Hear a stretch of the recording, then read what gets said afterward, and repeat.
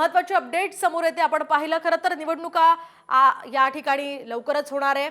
या सगळ्या घडामोडींच्या पार्श्वभूमीवर आपण एक एक अपडेट तुमच्यापर्यंत पोहोचवतोय। शिवाय आपण सध्या पाहतोय अमित शहांनी ही एक्सक्लुझिव्ह मुलाखत साम टीव्हीला दिली आहे आणि सीएम पदाच्या मुद्द्यावरून पुन्हा एकदा अमित शहा बोललेले आहेत।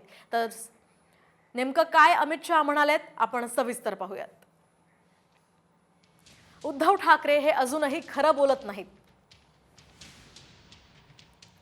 भाजपने उद्धव ठाकरेंना मुख्यमंत्री करण्याची साधी चर्चा सुद्धा केली नव्हती।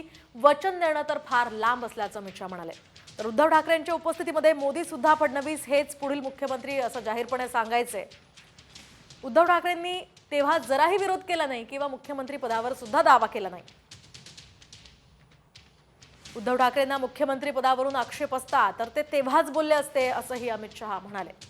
मुख्यमंत्री होण्यासाठी उद्धव ठाकरेंनी बाळासाहेबांच्या सिद्धांतांना बगल दिल्याचंही अमित शहांनी म्हटलंय।